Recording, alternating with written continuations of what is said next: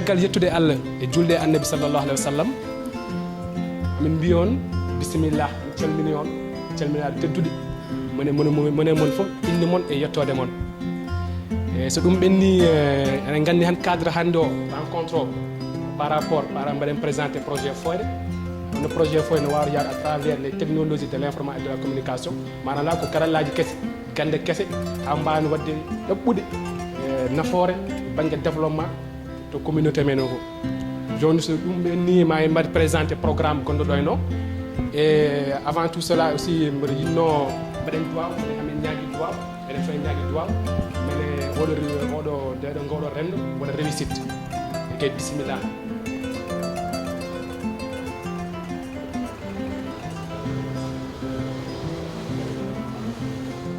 Assalamu alaikum bandiraɓe mi salmini on min mbiyetemi ko Abdourahmane Niang liggotomi noon ko poste centre tri gonɗo RPO ko ɗon gonmi ɓuuri ñaagui Allah yo Allah nawru projet o yeeso ɗum ɗo kadi hunde wande fayida ko joni fuɗɗi koko hesɗe meɗen onon dariɓe hemɓe ɓeɗon tinnare par ce que ko dani halpulaar hunde so ɗum adana wiyete ko ko ma ɓooyaɓe ijam nde ko ɓeɗo dey ko mbaɗatno ko koye gonga woni saɗa wone gonga tan so ɓooyima Allah walle eɗe ñaagui Allah yo Allah mawnin ɗum ha no jiɗiɗen ni kala ko coyniɗen hen Allah holla en ɗum so Allah jaaɓi. Projet Foyre Leñol concept local hein Foyre Leñol holko woni Foyre Leñol par rapport au projet Foyre Leñol. C'est un projet de développement communautaire par le biais des technologies de l'information et de la communication. To bangue ɓamtare diwanuji men bangue leñol to bangue diwan to bangue wawi won fof mais surtout à travers karallaji e gande kese ɗe ko wiyete technologie de l'information et de la communication. Ɗum sono haala 21e siècle c'est marqué par les technologies de l'information et de la communication. Maanaam mondialisation des technologies de l'information et de la communication. Yimɓe mondialisation sono haala hulɗum mondialisation ko mon maanaam aduna o hankini aduna yeehi ha to kunnel o ari hankini ha woni ko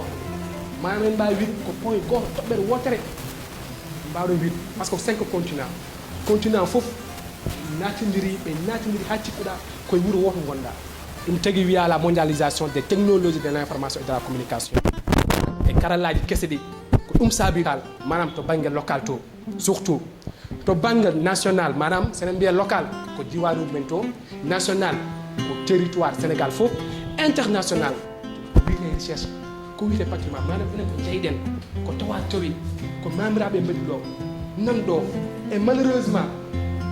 aduna yeehi ha hankadi woni natitiral yimɓe hakkadi kollami goɗɗum ken jiya leddiren ko mamiraɓe goppiren ɗo to ko naftore men ɓe ligguiri ko pour eɗen entrepreneuriat social développement durable so alam ko hanki ko hande ko janggo tawi se noon holli hen hanki holli hande kadi janggo ni no waɗata kolli hen donc enenne kadi mbasen jeddi enen woni holli hen à travers patrimoine mo joguiɗen ɗo addi alors hankadi ko adduno addi tan ko rendo kadi rendako ɗum enen koye men hen ndende mbawen naftorade ɗum promouvoir l'information il le faut gongo télévision ngaji keeñi ɗo koto information manque kadi toujours kadi so tawi wona kalis a wiyama information ɓe holko woni information jeeɓata so ha men jangguina han ko affaire foyetel ɗum hamen jeeɓata tottitaji goɗɗi il faut que kadi information so tawi kañum yimɓe mbaɗirayi ɗum no hanniri ni ko échec to banggue communication so tawi information no hanniri yaade ni guila to banggue député ji to banggue ministère uji to banggue cadre uji to banggue opérateur économique to banggue acteur de développement les techniciens les étudiants l'organisation de la société civile les associations en grosso modo mon fof ma andu no hettiri hen surtout en matière de communication minen de mi keeɓi oɗo tel information donc minen ko ni mi poti waɗide communiqué à partir de ce moment ma yimɓe mbawa natidirde interagir interconnecté d'abord c'est à dire ma yimɓe mbawnumi so yiɗi wona fogol lani so yiɗi wona Asie so yiɗi wona Bangkok ganduɗa to leydi so yiɗi gona to mbaɗa woni fof inchallah ma mbawi wadde interconnecté ma mbawi wadde interaction c'est à dire a waɗat interconnecté pour mbawa wadde interagir en temps réel. Aussi dans la logique d'un monde interconnecté 24 heures sur 24 7 jours sur 7 l'utilisation consciente c'est à dire le mot consciente Il ne s'agit pas vraiment d'avoir un ordinateur. Il ne s'agit pas d'avoir de l'Internet. Il ne s'agit pas d'avoir un téléphone mobile. Mais c'est des outils modernes. C'est des outils de technologie high-tech. Il faudrait savoir comment les utiliser de manière optimale pour avoir une apte. On a un adun addi han wana en fop et te do joni hewe to leydi do mi hala hen Sénégal mais ko Afrique gormu ha men ka anduri puissance didon outillage constitue la solution pour le partage du savoir bangue gandal dum bare hen do en voilà mo ne fofu to hete mo ne fofu ko andi to bangue savoir être holno mbawri nani to bangue savoir faire mbaɗo jotindirde to bangue savoir devenir holno mbawri woniroyde voilà. Mais également la promotion des potentialités et les richesses de nos terroirs dans leur contexte et réalité existentielle. Voilà. Enjeu et importance des titres, toujours. Madame, Sénégal, de banque connectivité, madame, Jokindiral, de banque rapidité, Yahweh, Aduno Yahweh, le fait, déjà, diapositive, Aduno Yahweh, Yahweh, et Mbirani par son voilà, tierce seconde. Donc, accessibilité, interconnectivité, c'est un problème. Donc, c'est un contenu adapté. Tu as député du tout, tu as conseil économique, social et environnemental, tu as cadre comme dans la fonction publique, Abibi Kanen, tu as acteur de développement, tu as étudiant du tout. Partout il faudrait un contenu adapté sinon ce internet voilà tout le monde petit à travers le social media, c'est-à-dire les réseaux sociaux ou bien à travers aussi d'autres contenus ça n'a rien à voir. L'enjeu est donc de renouer les liens de solidarité, favoriser la diversité et catalyser les potentialités de chacun, d'engager des démarches actives de participation et de responsabilisation des citoyens, de renouer le développement avec son territoire, son histoire, sa culture, sa religion, tout en l'ouvrant vers l'extérieur. Voilà, donc Forêt Légnol ici, c'est également un mode de participation synergique pour la prise en considération des gens les plus desservis en milieu rural et le développement de la promotion du leadership. Leadership, voilà, comme Madame le député Nandoum, c'est déjà conseil économique social andilum Habib Niane andilum on gore mon fani and leadership nawra yeso c'est-à-dire il faut yimbe gande ko c'est des leaders on a han mara hete tiagal na do on voilà ko wada masque il faut être un leader pour être un acteur de développement mais ko hunde musa yimbe ganda dum parce que ko be dandinabe il faut be pindene te yonti be pindene hankadi servir une unité de compétences fédérée pour l'émergence d'une conscience collective compétences fédérées kala jogui hen gandal wala jogui hen mijum don unité de compétences fédérée voilà mon faut yaha bangam no unité de compétences fédérée no faut wadi jaay dum hen voilà on va passer notre objectif général du projet contribuer positivement à la valorisation et à la promotion du patrimoine culturel, historique, linguistique, religieux de la communauté Pulaar Fulfulde d'une part, améliorer les conditions de vie des populations d'autre part par le biais des technologies de l'information et de la communication. Voilà ce que nous voulions partager avec vous et vous remercions de votre aimable attention. Inch'Allah, vos réactions s'il vous plaît, car un acteur est un réacteur. Ça, un acteur, il faut réagir. On a un acteur, surtout il faut réagir, tu es un consommateur. Comme je dis, un acteur est un réacteur. Ange billahi Samil Alim, Minan Shaitan Rajim. Je tiens d'abord à vous remercier. Remercier M. Niang qui a voulu vraiment m'inviter à venir partager avec vous un sujet qui me passionne, un sujet aussi que j'ai vraiment qui me tient à cœur. Moi, je m'appelle d'abord Malik Faye, je suis manager de M6 Informatique, qui est une structure TIC basée ici au Sénégal et qui travaille pratiquement en synergie avec plusieurs ONG au Sénégal. Développement. Ce sera un peu difficile pour moi peut-être de vous satisfaire par rapport à ce sujet, parce que c'est un sujet tellement vaste, mais je vais juste essayer de parler des exemples concrets. Parler de TIC, 2 heures de temps, 4 heures de temps, pour moi ne suffit pas. Mais je vais juste vous parler de quelques expériences que nous avons eu peut-être à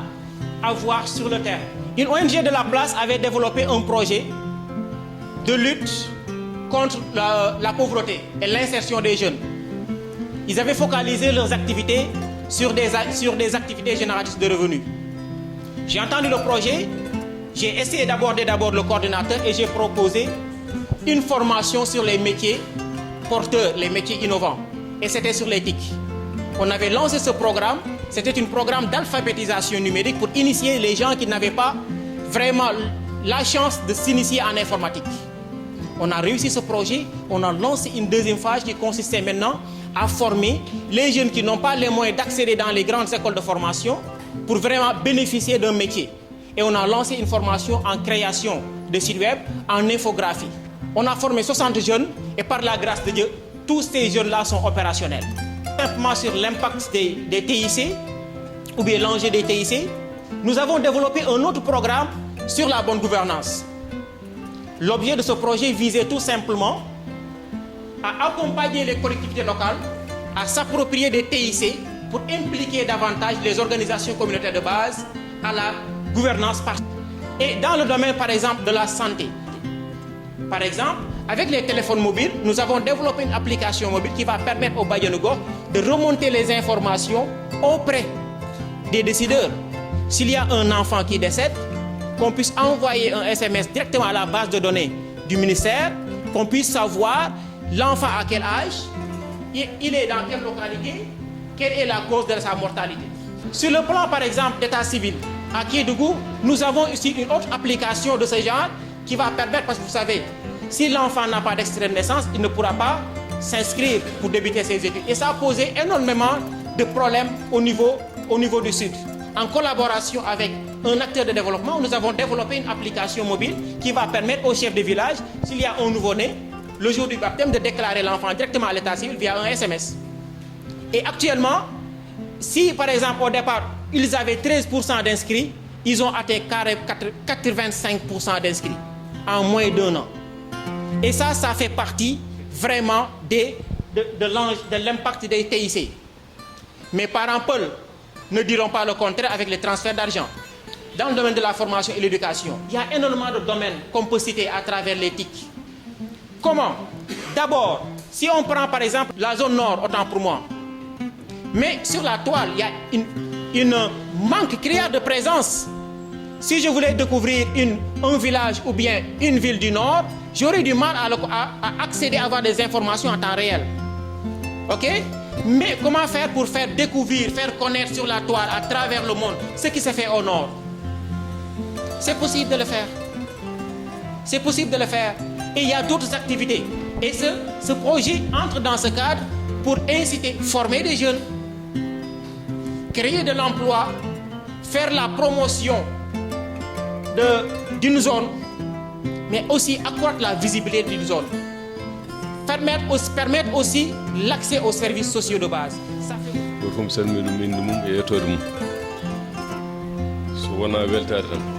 parce que projet wonde puɗɗiɗa ɗum de a waɗi min contacté en jayɗo ɗo ha galle ceerno Mountaga en min kayli hen miijoji amen ko hunde moƴƴere par ce que ɗum ɗo kadi presque koye domaine amen minen kala kane mbaɗa développé leydi min poti wawi ƴaaru hen min poti wadde on accompagné par ce que ɗum ɗo ko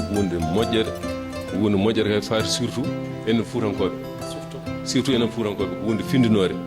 ko hunde addode gartam donc ɗum ɗo vraiment c'est très intéressant sona donadema an emin donama emina kadi caggal ma min mbaɗata accompagné à tout moment kala komin poti wadde hen so Allah jaaɓi mamin mbaɗ ha même au niveau du président so Allah jaaɓi mamin jettin ɗum au niveau des ministres ɓen poti jokkirde mamin jettin ɗum par ce que koye développement jahata ko développement président ɗum yiɗi leydi ndi waɗa développé donc kala kam fate développement en poti wadde ɗum accompagné vraiment min beltima mboɗo yiɗi noon vraiment jaggen jour goɗɗo mbaɗen salle goɗɗo mawɗo bandira Fuuranko fof nodde par ce que ɗum ɗo famɗani franchement famɗani il faut ƴewno on jour ɓe waɗa programme mawɗo bandiraɓe sehilaɓe ganduɗo ɓe fof ɓe mbaɗa feere ɓe gara ɓe jooɗo par ce que développement leydi minen ko ɗum min dogata en ce moment minne ɓe ganduɓe guila e député ji hay conseil économique social fof mbaɗa ɗum invité gara il faut ɓe gara ɓe tawtire oui ɗum kam ɗinno ko haalde mbiyetemi ko Demba Diade jeeyami ko Mbumba liggotomi ko direction développement social et communautaire soɗon nananno aussi développement communautaire kamɓe joguino les ONG ko fof rentina effectivement joni ONG ɗi ko dagata woni ministère de l' intérieur ɗum ɗo kam ko golle amen mataw le seul volet spécial mo ganduɗa surtout banggue Fouta o ko banggue tiko Fouta kam côté développement on fait partie pratiquement les minen waɗoɓe développement ɓe ni sa yeehi Fouta ko ɗum hawatma le organisation en naati hen en naate développement ko ɓooyi mais banggue technologie de l' information et de la communication gonga ni eɗen jogui ngakke banggue informatique o yarani toon no fewi mais visibilité guure men ɗe ko heewi waɗama mais ala pratiquement Fouta ko Foutankoɓe mbaɗi ɗum caggal Allah mais yimɓe ganda ɗum e poids mabɓe investissement sur l' investissement national yaltani mboɗo sikki oɗo projet noon no kaldirɗon ni golle kam ne keewi heddo noon ko organisation et méthode e holno mbaɗa toon ha yimɓe no waɗete ha yimɓe jetto daña ko jiiɗi ko kono kam golle au niveau du Fouta par rapport et technologie de l' information et de la communication ɗum kam nan toon yallah wallu noon ha ko yiɗa ko wona taw kadi ko ɓamtare Foutankoɓe e ɓamtare Sénégal foof par ce que Fouta kam ko yimɓe foof aduna he e partout taw kadi en keroraki parce que aussi il faudrait éviter que yimɓe mbaɗa sous comité mumen Fouta woni ke nder Sénégal Sénégal woni ke Afrique ke nder monde philosophie bammal waɗata développé o ha waɗa ɗo fawa ɗo mboɗo sikki ko on banggue poɗɗen ƴettude mbasen aussi trop hettorade mais mbasen wonde caggal aussi mbaɗen défendre ko jeyɗen ko keɓen ɗum mbasen mbaɗen comprendre aussi ko gonɗen ke systéme to banggue développement programme uji noon mo jii mi jogui ko coktirde tubako levier pulaar wi coktirgal idan ɓurgal mawnude ngal ngam projet o fof duumo e ko Alassane wi ko mon jii ko renforcement des capacités des élus et autres acteurs locaux manam heblo karallagal pinal e heblo karallagal faade e fiilaɓe conseiller ji e kala ko fate helifaɓe nokkuji ɗi yonande OCB ji fof organisation communautaire guila groupement ji hay helifaɓe nokkuji ɗi hay notable uji woni autres acteurs locaux ɗum alay sago ɓe pinine e mbaɗe formation mais faadi kadi e budget ji communautaire uji e budget ji commune aji sa wi joni yimɓe coftani yobde l'impôt ji e mbiyata ko wawa yobde taxe e l'impôt ji commune sawi mi anda kalis ɗo natata c'est parce que kalis ɗo nata nden laaɓani hakkude hisnoɓe kalis o trésor payeur et préfet sa fof ko somi ɗo kadi ko France nokkirtum sen ƴeewi joni décentralisation Sénégal o tugni koye France ewe France tan ɓolo ɓuri Europe fof commune aji France waɗi ko plus de 30 000 communes les guerres de religion nde joofi nde lamɗo ma biyete Henri IV kalɗo tawno église janggo waɗ ɗum commune si bien que France tan ɓuri toute l'Europe réunie commune aji France waɗi ko 30 et quelques communes 30 000 et quelques communes 26 régions ɓe jogui ils ont 100 départements et puis le conseil ji commune aji et puis le conseil du département ji et puis le conseil du régionaux ils ont plus de 100 départements 26 régions plus de 33 000 collectivités locales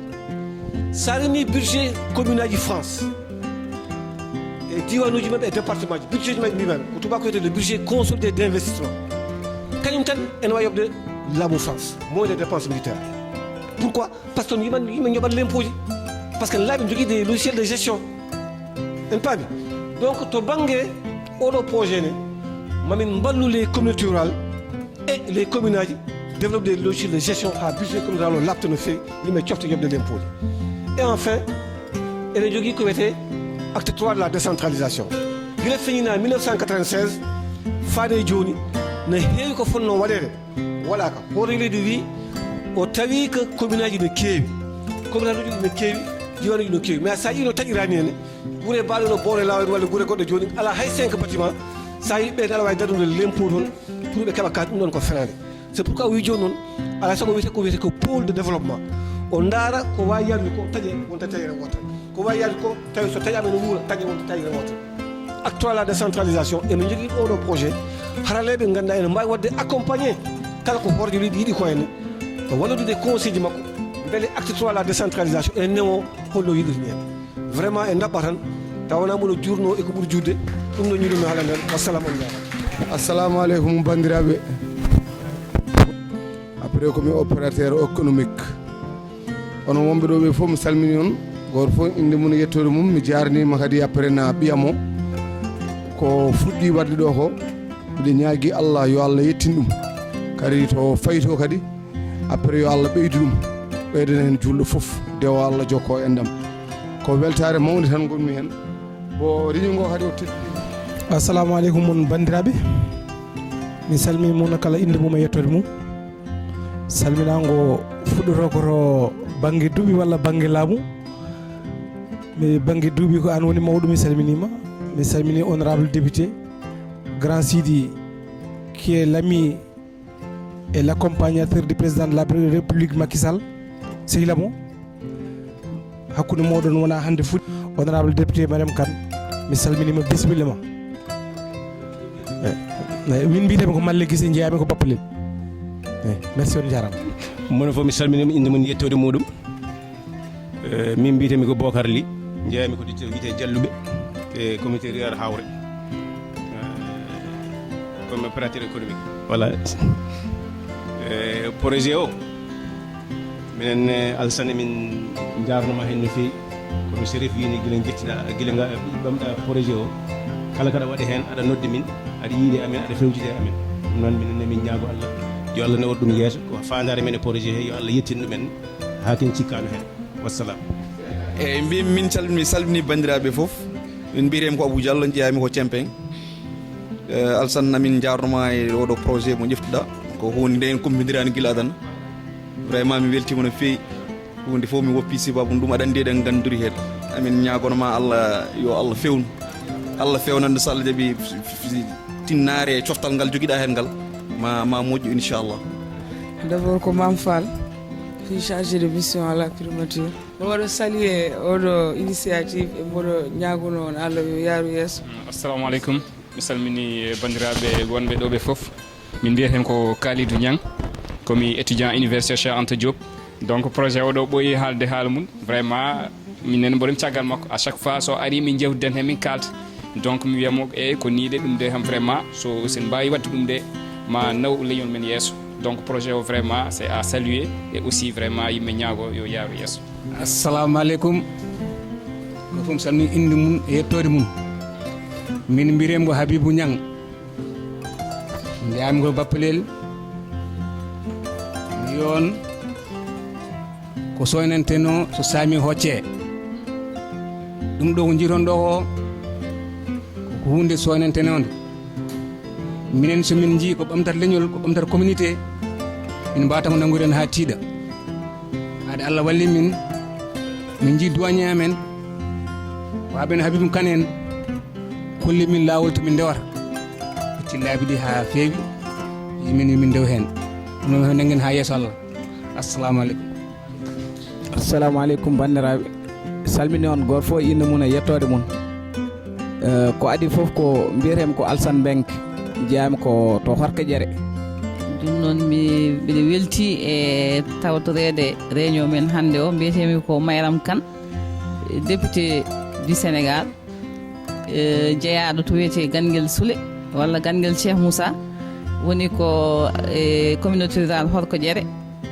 e département Kanel.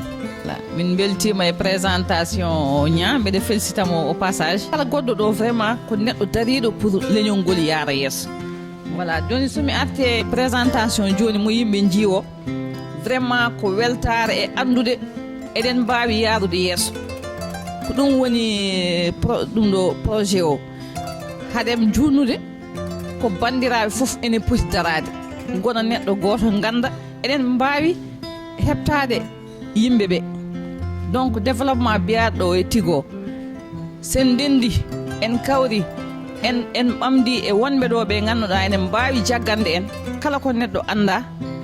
en andi kam enen Fouta ko joguiɗen toon ko vraiment ene wawi heɓtade ene wawi yaadude ɗiɗo ko présenta ɗo ko on paami somi ƴetti joni exemple tan goto weedu boseyaɓe ko joguiɗen toon ko so hollirama waɗama e kaɓirɗe ɗe ɓe joguiɗe Sénégal foof ma waw wadde ko way noon pour yaara yeeso enen haalaka enen Fouta kala nokku mo garɗa eɗen jogui ko ganduɗa ko ene wuura en ha ma en mais en naftortako par ce que en jaajnani en kollani kadi eɗen dendi eɗen mbawi wadde ko heewi ɗum ɗo joni vraiment ndeɗo darde ne yooɗi enen ko dañɗen koko yettere Allah Allah walli en kadi janngudu kala to woni sa ƴeewi joyo tatoɓe ko haalpulareɓe haalpular noon iwde mum fof ko fuuta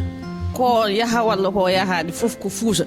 joni noon en dañi chance en dañi hono ɓeeɗo yimɓe dariɓe enen darani vraiment yo haalpular yaade aduna yo yaade jamono mbiyeten tan ko yallah hokku en vraiment yettinde oɗo projet e jaam haala ka noon fotani hewde oɗon gandi ko heddani en hankadi darde e balle ndenden kala mo ganduɗa woni wawi wallude en projet ji men ɗi mbaɗa réalisé daroɗen hen kala bailleur mo ganduɗen ene wawi wallude en yo wallu en aussi sensibilisation et formation ɗum ɗon il faut tinnoɗen hen gati yimɓeɓe hewɓe hen ko ɗaani findita ɗumen noon ko enen anduɓe seeɗa ɓe enon ñaa en bokumen kanen onon wonnoɓe projet ɓe anduɓe vraiment ɗum ɗo nafoore mum mballe yimɓeɓe no piniri mballen yimɓeɓe formation joni noon ko heddoto ko réalisation ɗum noon yo yimɓe fof daro mballodira sen daroymo en mballodiri tan siidi nanɗo junggam ñaam ɓatti wajiɓe Haadou Dia en nanɗo en donc ɓen fof sen kolli ɗum en kolliɓe en gandiniɓe en kolliɓe projet ɗi projection mbaɗaɗo ɗo o foti ko yañnede so yañnama moni fof anda fawa hen yitere mum min komi mi welti ha ɗon wawi hadde vraiment eɗen mbawi yaarude yeeso ha ɗon wawi hadde taw hankkadi en gonta caggal haalpuraade caggal pourquoi ɗum ɗon vraiment ñaagoɗen Allah projet o yallah hokku en tan wadde ɗum réalisé e ko ɓooyata noon vraiment merci beaucoup on jarama hade haala ka heewde noon nodduɓe ɓe ko fotɓe nodduɓe ɓe ko fotɓe jaabede e waktu nodduɓe ɓe ko musidɓe ɓe ganduɗa ɓeɗo so noddi ha soko hakkude ladde mbeɗe foti tawdeɓe toon wan noon hakkude amen e tiiɗi ko ɗum waɗi noon garmi hasoko fuɗɗinoma hirde seeɗa ñiɓɓiɗade hiiri kono ñiɓɓiɗade donc wonko puɗɗimi nande ɗo foyre leñol foyre so foyre huɓɓama ene huɓɓone huɓɓuɓe ɓe ene huɓɓone ɓe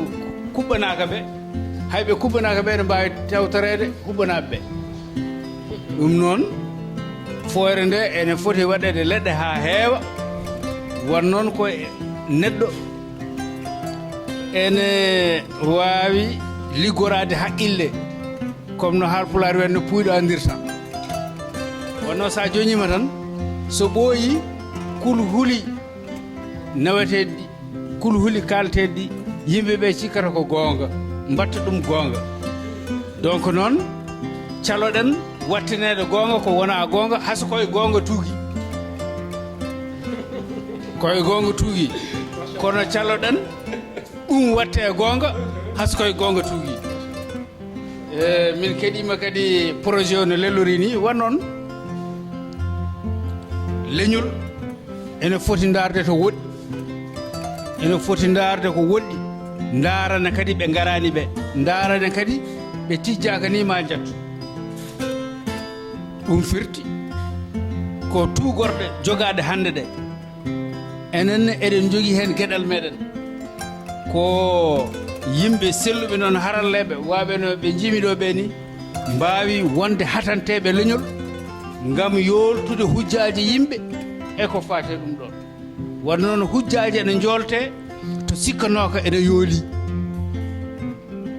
eyyi kono noon so yoolima tan haya yaaha fongo wongo sikke ko ɗon tawa sikke ko ɗon yooli taw ɗon hay tan ha yetti fongo ɗum noon nouvelle technologie de l'information et de la communication ko tugorde ɓamtare ko tugorde ittude gacce ko tugorde moftirde kalis ko tugorde safara ko tugorde neldal eɗen poti e saaha garowo diwanuji men to ƴetten manam ɗeɗo tugorɗe mbaɗen ɗumen yeeso kollen sukaɓe men kollen mawɓe men kollen ɓe no ɓe poti huutorade ɗeɗo tugor ɓe balle kadi no ɓe jokkotiri e bandiraɓe men ɗaniɓe wonɓe caggal leydi ene woodi gueɗe ɗe ganduɗa ɗeɗo hande ko ɗeɗo tugore tan mbawi safrude yettine neɗɗo e neɗɗo jokkotire neɗɗo e neɗɗo walla neɗɗo e neɗɗo jangguina neɗɗo mo taaka donc noon bandiraɓe e sehilaɓe ko cumbuɗon ko yo Allah yettin ɗum tawno wonde cellal kisal il faut daroɗen woten korkitede ko woten korkitanede ko joguiɗen woten haɗede ngam sikkude ken heeroriɓe ko dendeɗen en pooli ko jeyɗen en keeɓi ko jeyɗen ko poɗɗen heɓde kono woto mbaɗen ko enen tan jeeyi goppen ɓe ndenduɗen ɓe noon bandiraɓe e sehilaɓe kokkotiren haqqillaji mbaɗiren no puyɗo andirta kono woto haasidagal jaggu en ha goppen ɓe gonduɗen so illa so ɗum waɗi tan en gontat goto te kadi sa wonti goto a wawa dañde ko poɗɗa dañde ko wonnoon goto tan yahata goto ko Allah ko heddi ko fof ma jaggotire mbiyetemi ko Hamidou Mbow mbaɗanmi dirige ko entreprise goto ɗo e Dakar donc je suis le directeur de développement de cette entreprise qui s'appelle la SENDE voilà noon bandiraɓe sehlaɓe yo Allah wallu yo Allah yettina anniyaji moƴƴi yo Allah wallu